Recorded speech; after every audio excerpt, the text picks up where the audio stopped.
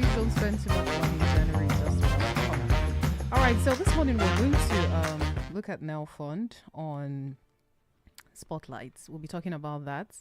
But first of all, let me welcome my guest, who is Mr. Israel Agbeja, a registrar at Lifegates College of Education, Ilorin, Kwara State.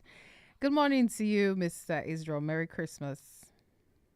Good morning, Kimberly. Merry Christmas to you too. Thank you for bringing me on the show.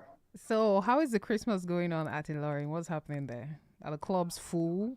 Ibadan, I'm in my family home in Ibadan. So Oh, yeah, Christmas is cool here, relatively calm in my part of the city, but then I know soon it's going to be bubbling. oh, okay. Well, that's soon. That's Christmas ends in some hours. I mean, the highlight of it is usually the 24th night, the Christmas Eve. That's when everybody's buzzing. So what's happening? You guys are waiting until later, your state. Okay, yeah, Christmas Eve, there was a party for Christmas Eve, and then there'll be another one for Christmas. Oh, Usually nice. that's how we do it in Ibadan. Oh, okay, that's nice. So Yeah, let's it's even the same here in Ibadan. yeah, yeah. But really though, before we get on to talk about what we have to talk about, what's the real reason for Christmas? Is it just, billing people billing family members, collecting gifts, hanging out in clubs and just enjoying yourself?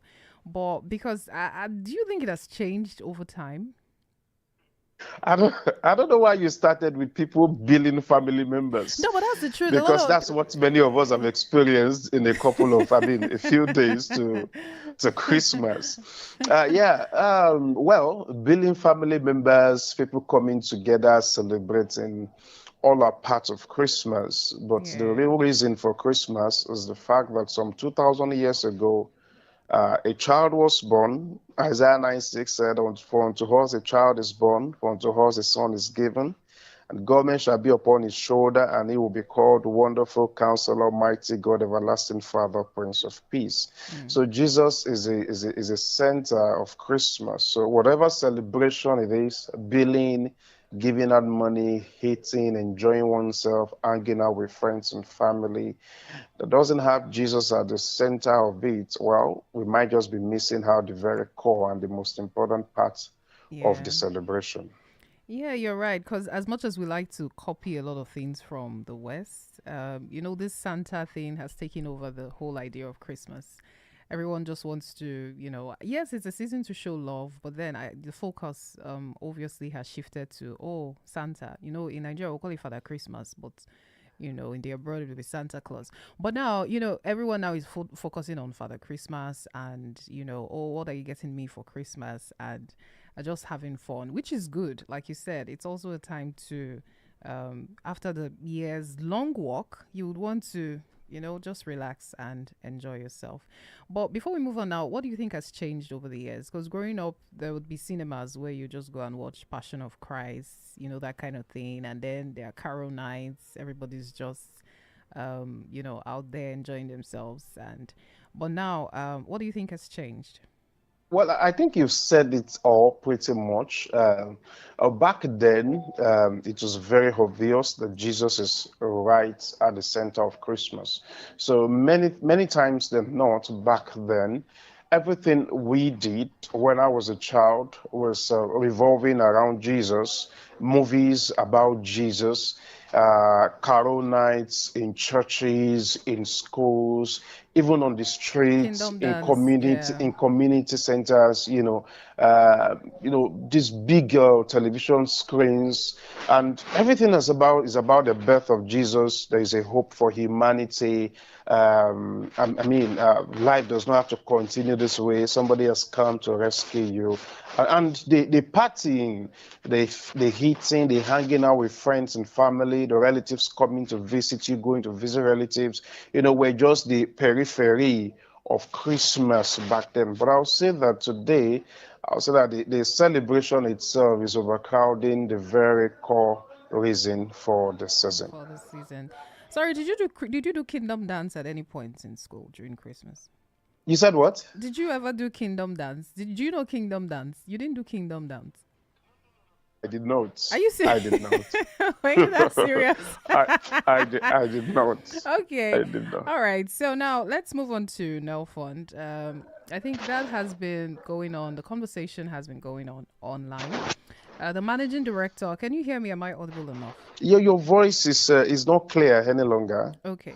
So the managing director of the Nigerian Education Loan Fund, that's Mr. Akintude Soya, has disclosed that the fund is receiving 1,500 applicants daily and targets supporting approximately 1.8 million students in public tertiary institutions. So, just a brief rundown on what NEL Fund is. The Nigerian Education Loan Fund, that's NEL Fund, is a government initiative. I think it was set up in 1999. It has undergone, some reforms and restructuring, but then it's designed to make higher education more accessible to Nigerian students. That's what the government says. So, to be eligible for the NEL Fund student loan, you must be a Nigerian student that is enrolled at a public tertiary institution, including universities, polytechnics, colleges of education, or vocational schools. The application process is said to be entirely free of charge and online. But of course, personal details will have to be provided, like academic records and supporting documents such as admission letter, student ID. And of course, the government said it is interest free. That's the loan is interest free. And the repayment period is actually to begin 2 years after completing your NYSC program. And we hear that a manageable 10% of your salary or income will be automatically deducted through the payroll system. That's after 2 years when you've gotten a job after NYSC. So if you're unable to secure employment or launch a business after 2 years, the government says you can then appeal for an extension. And there is also, I think, the loan forgiveness in cases of permanent disability or death. So initially, the program was open to federal institutions only, but it has since been expanded into some state tertiary institutions in the country. So now, Israel, back to you. Are you familiar with the NEL Fund? Although, yeah, I know I've just given a rundown, but have you been following the conversation online recently? Oh, yes, pretty much, I would say. And the fact that it's got more attention from the government, I think this particular government is projecting it more and trying to make it work right now. It has practically been pushed in the faces of Nigerians. So I don't think there's any Nigerian there who has at least not heard about it.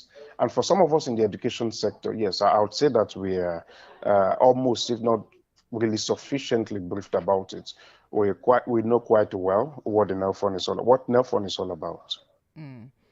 Okay, so what are your thoughts on, the student loan program and NEL Fund? Sorry, I didn't hear that question. Yeah, I said, what are your thoughts on, the student loan? Okay, let's start with your thoughts of the idea of a government-backed student loan program in Nigeria. Okay.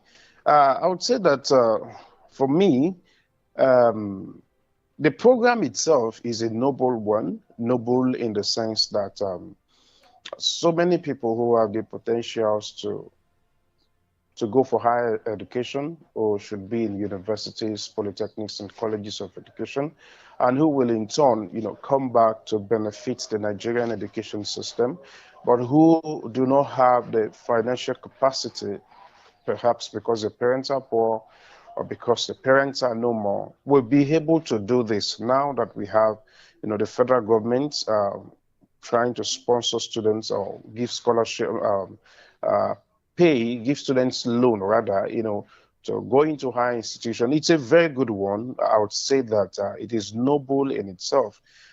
Just a little, I'm just thinking about the practicality of it, looking at the peculiarity of the Nigerian system. I know we borrow this, or I wouldn't want to use the word copy. I know that we're trying to, which is also a good thing anyway, take this idea from the Western world, particularly from the US, where students can, live throughout, spend 4 or 5 years in school, 6 years in school, in a higher institution, fully on government loan, and then begins to pay back on graduating, on getting a job after school. It's a good one. It's a noble one, at heart. However, looking at the peculiarity of the Nigerian system, the Nigerian country, the Nigerian economy, I think there are some challenges that we are going to experience going forward. Okay, so you talked about peculiarity of Nigeria's system. Can you just expatiate? Okay, okay. The first of it is, I mean, the first of them is the lack of data. This is something very important. I'm a researcher, and I know that when it comes to data, comparing Nigeria to the Western world, Nigeria is practically poor on data. Nigeria is poor on data. Sometimes you don't know who is who. You don't know where someone lives. For example, the government is giving loan to students, and lots of information, personal information, may have been released by the person, but because we lack, an efficient and actually workable database, this is from my experience and from what I know, it might be difficult for us to really be able to practice this because it's maybe a little difficult to track people down. Then number two, the corruption in the system. We cannot say that enough. Corruption in the system and a host of other things are the thing are what I consider the challenges, the weak, implementation, weak policy implementation that's been a bane of the Nigerian government since the Third Republic started in 1999, and some other challenges. Now, talk about the fact that jobs are almost non-existent, in Nigeria, particularly white-collar jobs that where governments can actually begin to begin to recoup the loans given to students are almost non-existent in Nigeria. So you look at how practicable this is going to be, and then you think it's going to be a really difficult thing in Nigeria. Mm. Okay, so it's saying that 1,500 students will get the daily loan. This says Nelfund gets, okay, I think so far there's been 1,500 daily loan applications. So it's targeting 1.8 million students. Do you think that's enough, going by how many students we have in institutions?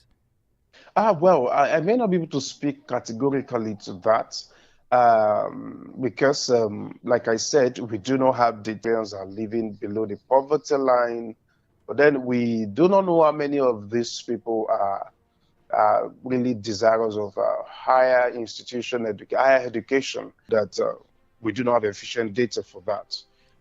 But as a researcher, you are still going to struggle.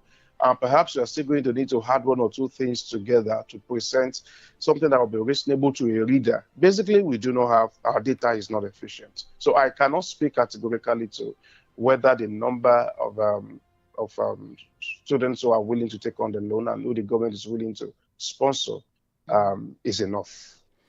Okay, so how about sustainability? You have lauded the initiative. You're saying that it's a good one. Although you talked about the challenges, but let's believe that if the challenges are what's it called? If it's properly handled, do you think this is a sustainable project or initiative? Yeah, the sustainability of it is also one of the challenges, I would say. Excuse me, is one of the challenges, I would say. Now, let's talk about the implementation first. Let's talk about the repayment issues. The repayment issues, that in itself is a talk that should take some time. Uh, Corruption funding the program itself. Let's talk about the expertise of the personnel that will be the ones running the program. I remember during the Fadama project in Nigeria, Fadama 1 and Fadama 2. Sorry, I'm digressing a little. It's I needed fine. to It's do that okay. Yeah. to pass this message home, to get this message home. And during the Fadama 1 and Fadama 2, uh, I personally knew of some farmers or some people who were not actual farmers who got Fadama loans and Fadama grants who had no farms of themselves. So the Nigerian system, the Nigerian people, well, I'm being realistic here, will get loans from the government, will get money from the government, whereas the people who are meant to do things, like in this case, go to school with it, I'm sure that corruption is going to anyway find its way into the system. It's the Nigerian thing. I'm sorry to say this, but then it's our daily reality. These are some of the issues that we are going to have. I think we should first of all begin with the implementation of it.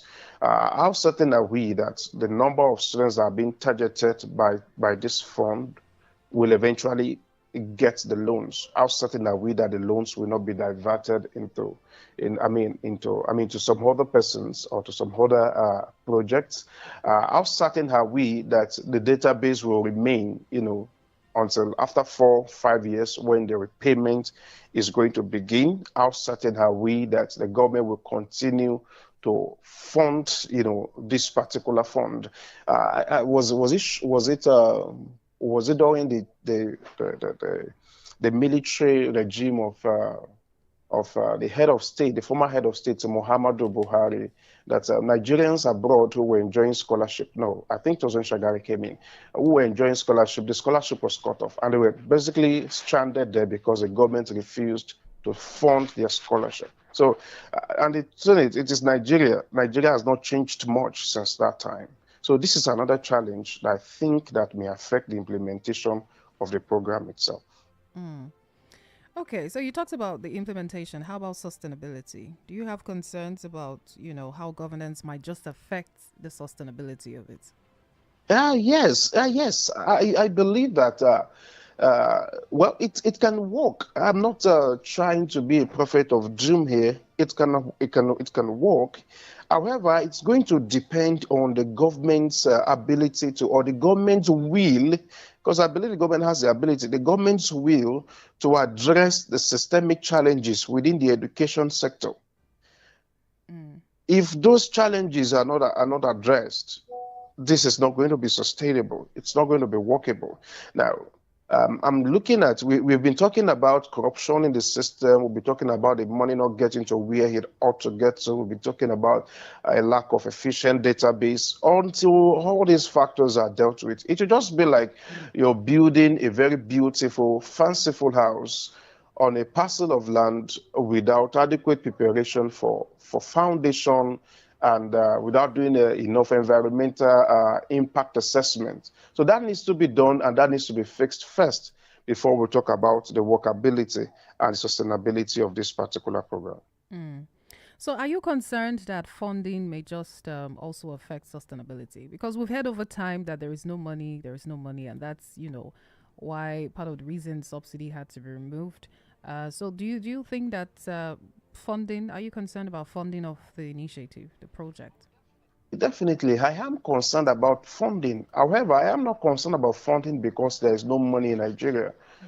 Because I know that there is money in Nigeria. I studied economics for my first degree, and I know that there is money in Nigeria. That How do was you know? yeah, I know How do there you is know? Have money in you seen the? Nigeria.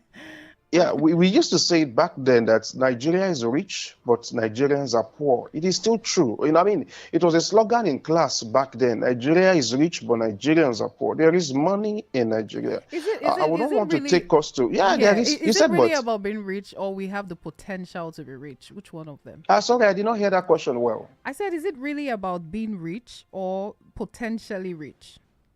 We've not harnessed we've not tapped into all the potential yet. I'm not sure I heard you right, but I think I heard you say, is it about being rich or being potentially rich? Yes. What does it mean to be rich? You have money. That Okay. is what it means to be rich. You have money. And Nigeria has money. Nigeria also has the potentials to have more money. Okay. Yeah. Okay. Nigeria has money, and Nigeria has potentials to have more money. So I would not want to digress into the fact that our senators, our politicians are getting overpaid. Money is being put into white elephant projects and all of that. But Nigeria has money. I'm concerned about the funding of this program, not because Nigeria does not have money. We have a call coming in here. Oh, okay. Uh, All right, please go on. But now we have heard repeatedly from the government. So let's believe that's the reality, that we don't have money in the country. Maybe there are other ways we can raise the money, but We've not seen the other ways yet. So now, do you think that affects how this will be sustained? Yeah, assuming Nigeria does not have money, it's going to affect the sustainability of the program. Yeah. Okay. So whether You we are said assuming assuming. Nigeria has money or Nigeria does not have money, the sustainability of the program for financial reasons is a major concern. Okay. Is a Hello, good major morning. concern, yes. Hello, good morning. Hello. All right. So do well to call back. Now you've listed the challenges. We talked about funding, the fact that there's no money in the country, and you talked about sustainability, and all of this. I would like to get your recommendations later on. I know that you mentioned something about the possible abuse of the process by Nigerians and students. So how do you think that this might just be abused by the students or Nigerians who would because we've heard over time of when it's in the hands of people who are meant to implement a particular project. You just put all the names of your family members, allegedly, and you just put everybody's names there to be able to put money or share money one way or the other. Do you think how else, or if you believe that happens? I'm not saying it does. I'm just saying that if you think that happens, how do you think some of this? What are some other ways you think it can be abused? I don't want us to dwell on the solutions yet. Oh, okay. I would say that we almost every Nigerian knows, if not all, that this is going to be abused. Like you mentioned, allegedly, Nigerians have seen that. Okay, Nigerians have seen that public position holders, put their families in places where money will be shared, where money will come out from the government, and the particular projects, the aim, the goal of funding of those projects never get realized. Allegedly, just as you said. Trying to be safe. Okay. Now, the reality is that many people who actually need this program in Nigeria may not get it. They may not get it. And those who really do not need it may eventually be the ones getting it. Now, look at it. You've been talking about Nelfund in Nigeria. Those of us who have access to internet, those of us who are in the education sector, we are well aware of this. But the truth is, many people in schools, in secondary schools, are not aware of it. Many people who have graduated from secondary school 2, 3 years ago are not aware of this. They do not even know that the government is going to give loans to students who are able to pursue our institution, who have the ability, the aptitude, but who do not have the financial ability to do it. They do not know. I don't know what the National Orientation Agency is doing about this. I don't know what the Ministry of Education is doing about this, but I tell you that I interact with secondary school students a lot, with the secondary school system a lot. And I can tell you that very many of these students, their parents are unaware of this program. So those among them who are actually brainy, I should say, who have huge learning potentials, many of them will never know about this program. Many of them, even if they get to know, they will never have access to this program. And many people, if those who should have access to it do not have access to it, so that the money eventually will get drawn out from the government coffers, those who actually do not need it will be the ones that will have access to it. So that's a problem, that's a concern, a valid one.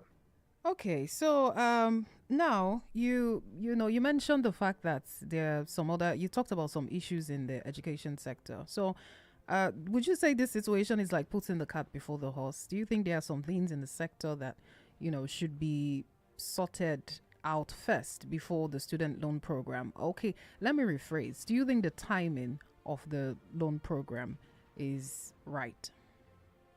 Oh, well, about the timing, I would say that it's a long overdue program. This should have started happening some decades ago. However, the way you asked the question the first time, perhaps I prefer it. There are certain things that have to be put in place first. I was talking about an efficient database. I was talking about the what do you call it now?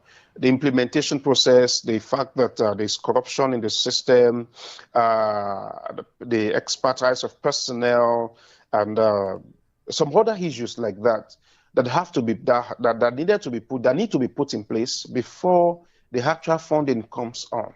It's like building a house upon a faulty or no foundation at all. So yes, certain things have to be put in place first. This program is good. It should have even happened. It should have started happening a couple of decades ago.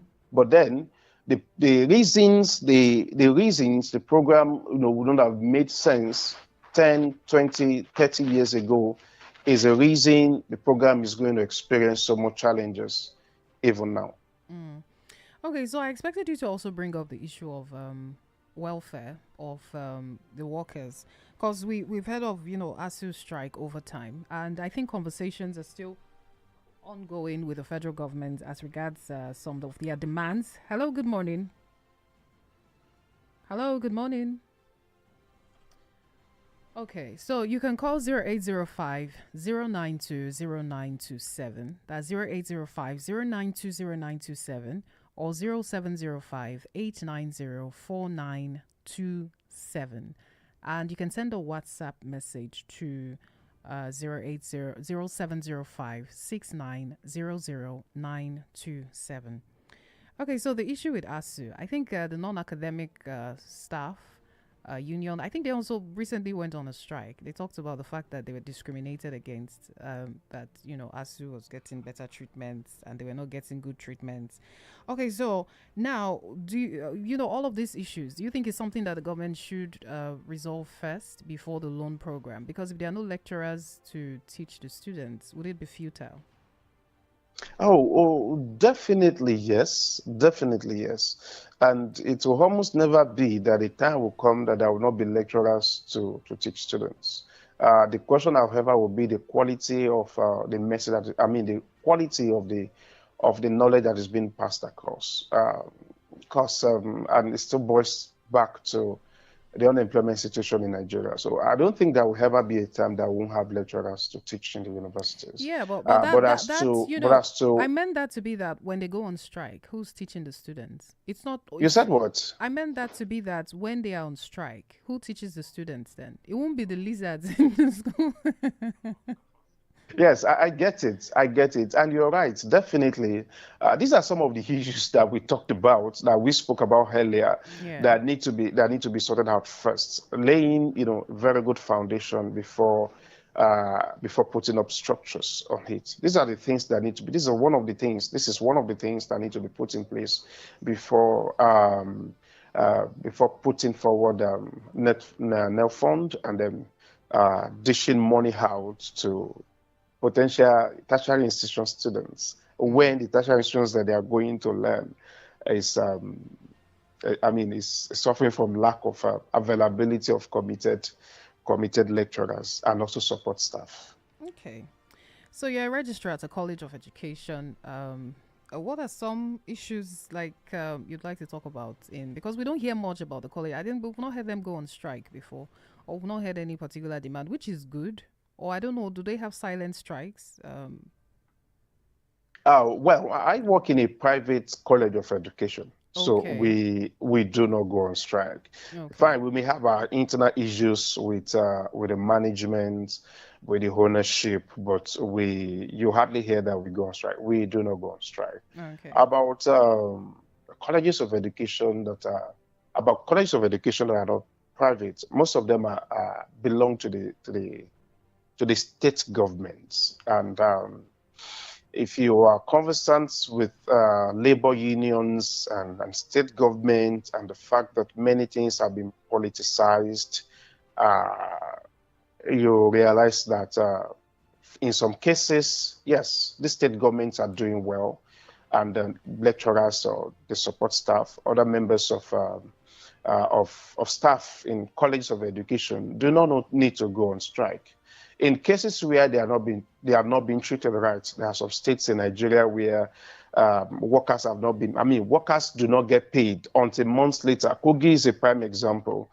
So in such cases, the system has been politicized such that if you're there to talk, if you're there to speak out, your job will be terminated. And nobody wants their job terminated, even though they are not getting paid. There is still hope that someday a right-thinking governor will come on board and they will fix the system. So the reason you don't get to hear a lot about colleges of education is that most are owned by state governments.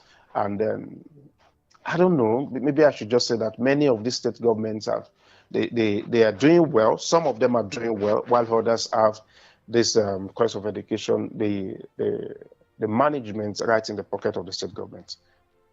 Okay, so let's just kind of deviate a bit. Talk about there's this recent situation with some degree holders from the Benin Republic and neighboring countries getting sacked from the federal service and government jobs. So, what are your thoughts on that? I'm sure you follow the conversation closely with the certificates of, although the new education minister didn't go back on that decision by the previous minister, but just share your thoughts on that. Okay, concerning that, I sincerely think if it was done well, I wasn't part of the system of verification of the certificates and the universities or wherever they finished from the Republic of Benin or from Togo and so on. But then if it was well done, I would say that it was done in the interest of Nigeria and in the interest of Nigerians. I think all of this conversation started when an undercover investigator, Yeah, a journalist. what do Yeah, you call it? An investigative journalist got a yeah. degree in 6 weeks from, I think, a Togolese or a Benin university.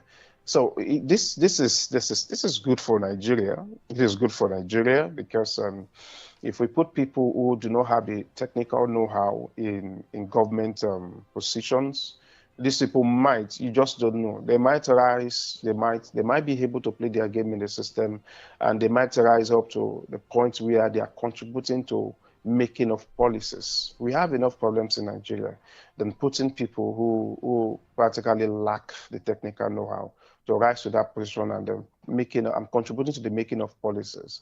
I mean, it will ruin Nigeria's future.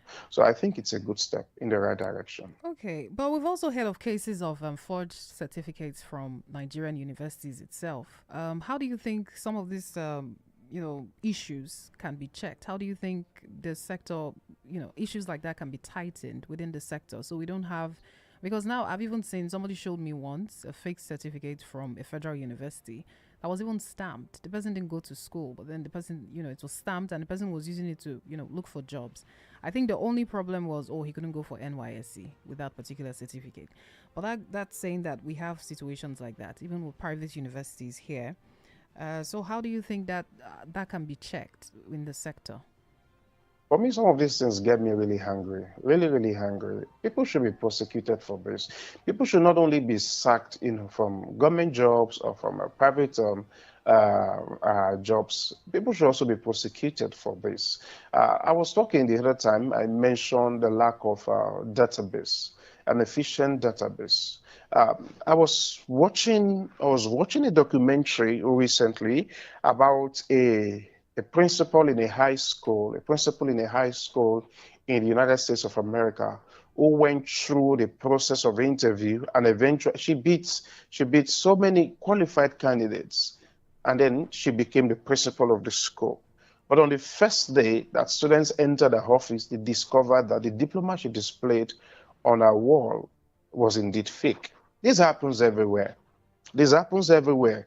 However, the students were quickly able to detect that it wasn't true because I would say that because of their knowledge of the use of internet and the fact that they have a better database there than here. So I would say that one of the reasons people are bold enough to do such things, to pull such tricks, is the fact that we do not have an efficient database. Now, I should be able to, if I'm an employer of labor and you're coming to seek employment in my institution or in my establishment, I should be able to, maybe in a couple of minutes or in a couple of days, verify the authenticity of your certificates. And that will be true if universities or the system generally, the Nigerian system, universities particularly, have database. I can ask, I should be able to know what year you finished, from which whatever university you claim to finish from, what course you studied, your class of degree. This should be easily accessible to employers of labor. But when those things are not there, people will be emboldened, but particularly when they can even speak English, they can communicate, they can use some of the jargons of the profession into which they are seeking, employment. They can easily fool employers, and I'm really sad that it even got to the point of fooling, government institutions and getting employment into government institutions. So I'm saying two things here: lack of database, we need to put it right. Then number two, people need to be prosecuted for this.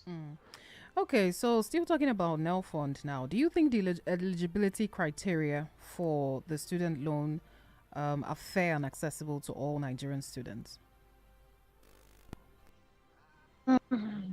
It's the eligibility criteria for me. Like I said, it's not even about the criteria, because concerning the eligibility criteria, I read that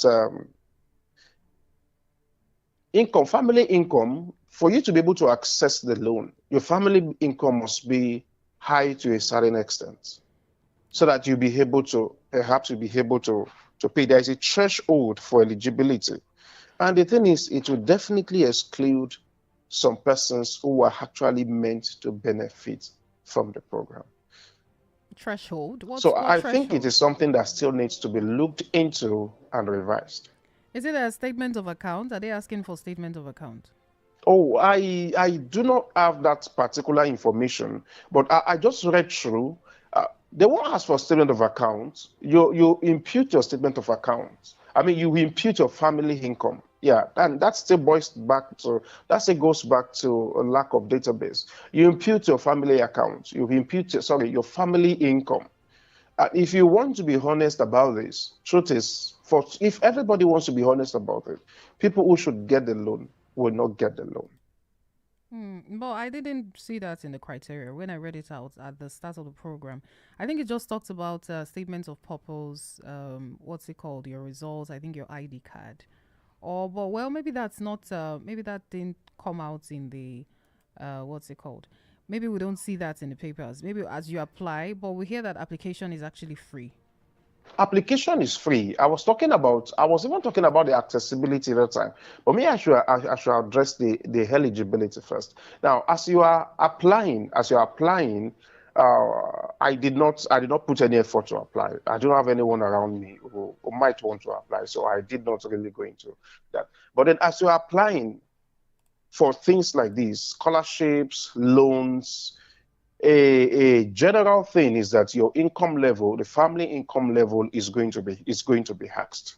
And I'm afraid too that I was listening to a commentator like this on this particular issue on NELFund in Nigeria too, and on funds, on loans to intending tertiary education students in Nigeria, and eligibility was discussed. The financial status of the student's family background was discussed. And that's why I brought this up, that for students from very poor family backgrounds who might not even be able to, now we are getting to access, who might not even be able to access this, be able to go to the internet. Imagine students, for example, who live in very remote areas where you have to travel for hours before you can get to places where you can use the internet. It becomes a near impossibility for them. I think that's where I was mentioning the Ministry of Education, where I was mentioning the National Orientation Agency, where I was saying that there is need for a lot to be done for this to become the reality that we look for it to become in Nigeria. Okay, now let's begin to talk about solutions. We've talked extensively about some of the challenges, and now let's start from implementation. What you'd recommend for a smooth implementation of the project? Okay, I would say that I think we talked about them already as challenges. First of all, will be to address underlying issues of corruption, issues of personnel that will implement this project. And then excuse me, please, then they need to make this more inclusive. I think I just recently spoke about students who may be in remote areas or may have the ability, the potentials, but do not have the internet facilities in their community to be able to access, even the application portal for the program itself. So these are some of the recommendation things that need to be put in place for the program to be successful. So first of all, Yeah. I think I've talked about the inclusiveness, students from poor backgrounds, students from communities where internet access is a challenge to them, and then So how students about from public. the use of technology? Do you think that's going to help with implementation? Because you talked about data as a major issue. So do you think advanced technology could be introduced to the process to help with tightening some of the loose ends? That's an on-the-ground job. That's an on-the-ground job. Enumerators need to be brought into the system. Enumerators need to be, hired, do the ground job of getting actual data, actual statistics of actual data from all of these remote areas. Let's have a database first. An efficient database is perhaps the very first place to begin with.